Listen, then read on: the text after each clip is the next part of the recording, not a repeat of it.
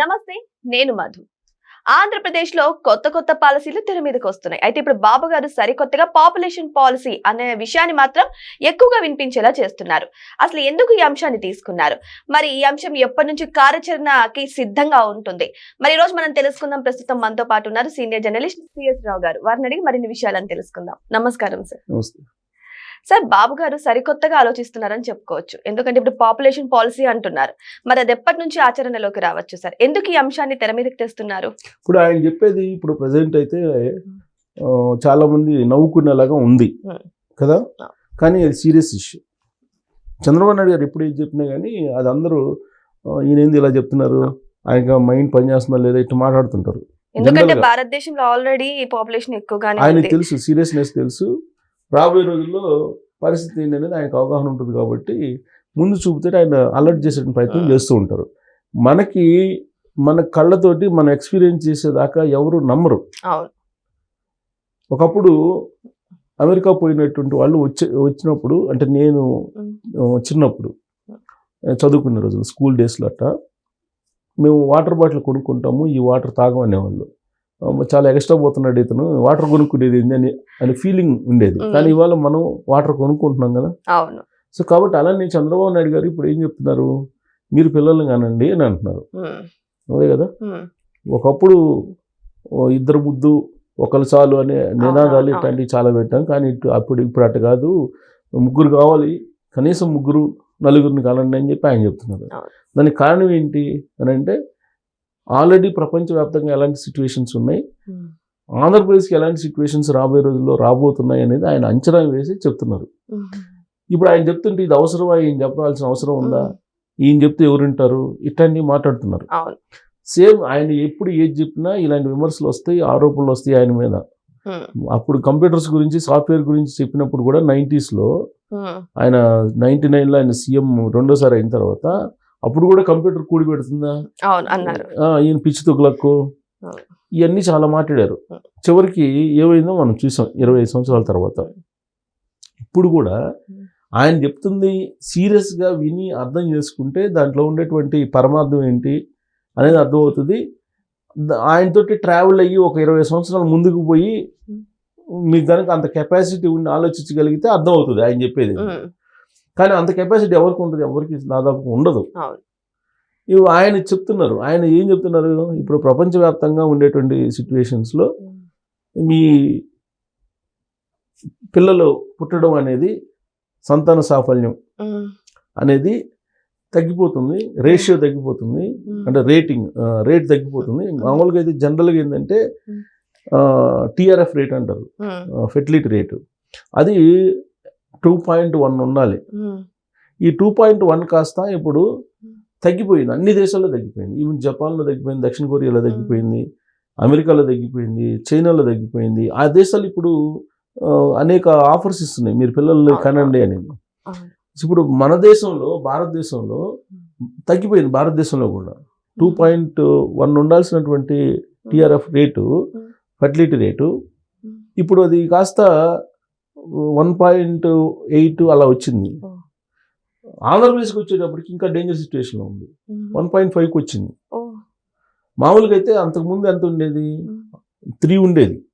3 కాస్త 90sలో 3 కాస్త ఇప్పుడు 1.5కి పడిపోయింది. అంటే సగానికి సగం పడిపోయింది. ఇది రాబోయే రోజుల్లో ప్రమాదం. ఆంధ్రప్రదేశ్ వృద్ధుల సంఖ్య పెరిగే అవకాశం ఉంది. 2047 విజన్ ఏదైతే తయారు చేశారు కదా చంద్రబాబు గారు, ఆ విజన్ ప్రకారం ఆంధ్రప్రదేశ్లో 23% వృద్ధులే ఉంటారంట 2047 నాటికి. 23%. మరి 23% వృద్ధులు అంతమంది ఉంటే నీకు శ్రమశక్తి అనేది అన్లిమిటెడ్, అది దాన్ని మనం క్యాలిక్యులేట్ చేయలేము. ఇప్పుడు మనం జీడిపిలో శ్రమశక్తి అనేది చాలా ఇంపార్టెంట్. దాన్ని బేస్ చేసుకుని ఆ రాష్ట్రం బాగుందా లేదా, ఆ దేశం బాగుందా లేదంటే ప్రపంచం బాగుందా అనేది ఎస్టిమేట్ చేస్తుంటారు. దాన్నే జాతీయోత్పత్తి అంటారు. ఇది దేశానికి, రాష్ట్రానికి అయితే రాష్ట్ర జాతీయోత్పత్తి అంటారు. అది తగ్గిపోద్ది. శ్రమ చేసేటువంటి వాళ్ళు లేనప్పుడు నీకు వృద్ధులు ఉంటారు, అంటే ఏజ్ పడిన వాళ్ళు, వాళ్ళేం పని చేయలేరు కదా. వాళ్ళు పని చేయలేరు కదా. 70+, 60+ ఉంటే సీనియర్ సిటిజన్స్ 60+ అంటారు. సో 70 years వచ్చిన తర్వాత నువ్వు నువ్వు ఇంటి పట్టున ఉండాల్సిందే తప్ప నువ్వు ఏం పని చేయలేవు. అంటే నిరర్ధక ఆస్తులు అని అంటారు కదా, ఆ విధంగా ఉంటారు. కాకపోతే వాళ్ళ అనుభవాలు మనకు పనికొస్తుంది, వేరే విషయం. కానీ యంగేజ్ లో ఉండేటువంటి వాళ్ళు శ్రమశక్తి అనేది ఉండదు కదా మనకి. ఇప్పుడు భారతదేశం ప్రపంచంలో 4వ ఆర్థిక శక్తి అని ఎందుకు అంటున్నారని అంటే, ఇప్పుడు యంగ్స్టర్స్ ఎక్కువ ఉన్నటువంటి దేశం ఏదన్నా ఉందా ప్రపంచంలో అంటే భారతదేశం, అందుకని అంటున్నారు. సో అలాగే ఇప్పుడు ఆంధ్రప్రదేశ్ రాబోయే రోజుల్లో వృద్ధుల సంఖ్య పెరిగిపోతుంది. ఆ వృద్ధుల సంఖ్య పెరిగిపోయింది, పిల్లలు రావాలి, పునరుత్పత్తి అనేది ఉండాలి. అప్పుడు కనుక పునరుత్పత్తి ఉంటే నీకు ఆటోమేటిక్గా బ్యాలెన్స్ అవుతుంది. అంటే యువకులు కూడా వస్తారు కాబట్టి, యువకులు వచ్చినప్పుడు ఆ జనరేషన్ అలా ఉన్నప్పుడు ఈ జనరేషన్ కూడా కంటిన్యూషన్ ఉంటే కనుక అప్పుడు ఈక్వల్ బ్యాలెన్స్ అవుతుంది. మరి ఇంతమంది పిల్లల్ని కంటే పెంచడానికి పేరెంట్స్ కి భారం ఎక్కువ అవుతుంది కదా. అందుకే చంద్రబాబు నాయుడు గారు 25,000 ఇస్తారన్నారు 3వ బిడ్డకి. మూడో ఇద్దరు కాకుండా 3వ వాళ్ళ కంటే 25,000 ఇస్తారు. ఆ తర్వాత ఎంతమందిని కలిగినా అంతమందికి 25,000 స్పాట్లో ఇచ్చేస్తాను అంటున్నారు. అలాగే వాళ్ళని పెంచడానికి 5 సంవత్సరాల పాటు 1,000 రూపాయలు నెలకి ఇస్తారన్నారు. 25,000 కాక నెలకి 1,000 రూపాయలు ఇస్తారన్నారు 5 సంవత్సరాల పాటు. ఆ తర్వాత ఫ్రీ ఎడ్యుకేషన్, ఎంతవరకు చదువుకున్నా అంతవరకు ఫ్రీ ఎడ్యుకేషన్ ఇస్తానని చెప్తున్నారు. దాంతోపాటు తల్లికి 2 సంవత్సరాలు లీవ్ ఇస్తానంటున్నారు, తండ్రికి 2 నెలలు లీవ్ ఇస్తానంటున్నారు. అందరికీ వర్తిస్తుంది సార్ అది? గవర్నమెంట్ ఉద్యోగులు చెప్తున్నారు, ప్రైవేట్ ఉద్యోగులకి ఇంప్లిమెంట్ చేయమని చెప్పి మరి గవర్నమెంట్ ప్రత్యేక చట్టం తీసుకొచ్చి ప్రైవేట్లో కూడా ఇంప్లిమెంట్ చేయాలని చెప్తే చేస్తారు. ఆయన చెప్పింది ప్రస్తుతానికి అయితే గవర్నమెంట్కి అనుకోవాలి. కాకపోతే గవర్నమెంట్ ఇన్స్టిట్యూట్ చేస్తే కనుక ఖచ్చితంగా ప్రైవేట్ ఆర్గనైజేషన్లో కూడా చేస్తారు, ప్రైవేట్ ఎంప్లాయీకి కూడా ఇంప్లిమెంట్ చేస్తారు. ఇప్పుడు చైల్డ్ కేర్ సెంటర్లు పెడతాను అంటున్నారు ఆయన. చైల్డ్ కేర్ సెంటర్లు పెడతాను, గవర్నమెంట్ చైల్డ్ కేర్ సెంటర్లు పెడతాను అంటున్నారు. అలాగే వృద్ధుల కోసం రాబోయే రోజుల్లో వృద్ధులు ఎక్కువ ఉంటారు కాబట్టి ఆంధ్రప్రదేశ్లో వాళ్ళ కోసం వృద్ధుల సంరక్షణ కేంద్రాలు పెడతాను అంటున్నారు. 175 నియోజకవర్గాలు ప్రస్తుతం ఉన్నాయి. ఈ 175 నియోజకవర్గాల్లో 175 వృద్ధాశ్రమాలు పెడతానంటున్నారు. అదే మన వృద్ధాశ్రమాలు అంటాం కదా, వృద్ధుల సంరక్షణ కేంద్రాలు పెడతానని అంటున్నారు ఆయన. దీనికి సంబంధించినటువంటి పాపులేషన్ మేనేజ్మెంట్ పాలసీని అనౌన్స్ చేస్తాను, ఏప్రిల్ 1వ తారీఖున ఈ పాపులేషన్ మేనేజ్మెంట్ పాలసీని అనౌన్స్ చేస్తాను అంటున్నారు. ఇప్పుడు చాలా పాలసీలు, ఇప్పుడు కంపెనీలకు సంబంధించినటువంటి పాలసీలు అనేకం రిలీజ్ చేశారు. ఇప్పుడు పాపులేషన్ మేనేజ్మెంట్ పాలసీని రిలీజ్ చేస్తాను, ఇది ఖచ్చితంగా అమలు చేయాల్సిందని. అమలు చేయకపోతే కనుక రాబోయే రోజుల్లో ఆంధ్రప్రదేశ్ ఓల్డేజ్ రాష్ట్రంగా మారిపోయే అవకాశం ఉంది. కాబట్టి ఈ పాలసీ ప్రకారం ఈ రేషియో రేట్ ఏదైతే ఉందో ఫర్టిలిటీ రేటు, దీనికి పెంచాలి.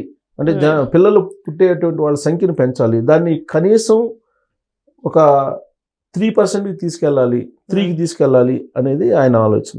ఇదే కాక ఇంకొక క్వశ్చన్ కూడా సార్, ఎందుకంటే సౌత్ ఇండియాలో పాపులేషన్ తగ్గిపోతుంది కాబట్టి నార్త్ ఇండియా వాళ్ళ హస్తం ఎక్కువగా ఉంటుంది, వాళ్ళ బలగం ఎక్కువ అయితే వాళ్ళు మన మీద అధికారం చెలాయిస్తారు అన్నట్టుగా కూడా అంటున్నారు. దాని వల్ల కూడా ఒక ఆస్పెక్ట్. ఇప్పుడు చంద్రబాబు నాయుడు గారు ఏం చెప్తున్నారు, 2 చాలా ఇంపార్టెంట్ అంశాలు ఏంటంటే, ఒకటి రాబోయే రోజుల్లో ఎకానమీ నాలెడ్జ్ అనేది ఒకటి చెప్తున్నారు.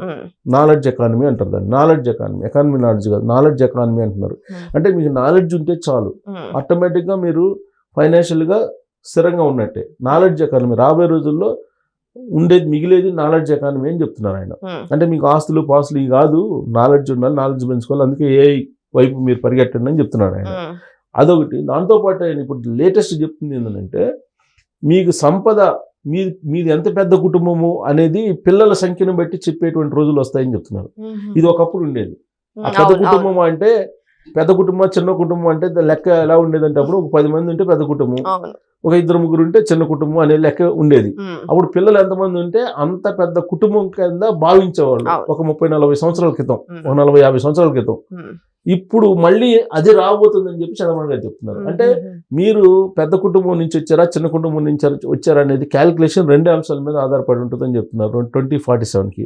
ఒకటి ఎకానమీ, నాలెడ్జ్ ఎకానమీ, నాలెడ్జ్ ఉన్న వాళ్ళు ఉన్నారా లేదా, 2 మీ ఇంట్లో ఎంతమంది ఉన్నారు, ఈ రెండింటిని బట్టే ఉంటుందని చెప్పి ఆయన చెప్తున్నారు 2047కి. సో మరి ఇప్పుడు మనం ఇది మాట్లాడుకుంటే కొద్దిగా చంద్రబాబు నాయుడు గారికి జాకీలు ఎత్తున్నారో, లేకపోతే ఇంకోటి చంద్రబాబు నాయుడు గారిని ఊడుతున్నారనో, ప్రశంసిస్తున్నారు, ఏదో అంటున్నారు. బట్ 2047లో ఇది నిజమా కాదా అనేది అప్పుడు చూస్తారు. అప్పటి వరకు ఈయన కొంచెం విమర్శలు ఆరోపణలు ఎదుర్కొంటూనే ఉంటారు. సో ఏదేమైనా సరే ఇంతకు ముందు కూడా బాబు గారు ఎన్నో ఆరోపణలు ఎదుర్కొన్నారు. ఇప్పుడు కూడా ఈ పాపులేషన్ మేనేజ్మెంట్ పాలసీ ద్వారా కూడా ఎన్నో ఆరోపణలు ఎదుర్కొంటున్నప్పటికీ కూడా ఇదే ఫ్యూచర్ లో గట్టిగా వినిపించే శబ్దం అవుతుందని కూడా చెప్తున్నారు. మరి వేచి చేసి చూద్దాం, నిజంగానే ఈ పాపులేషన్ వల్ల మరి ఆంధ్రప్రదేశ్ అభివృద్ధి చెందుతుందా లేదా అనేది వేచి చేసి చూద్దాం ఏం జరగబోతుందో. Thank you so much. Thank you sir.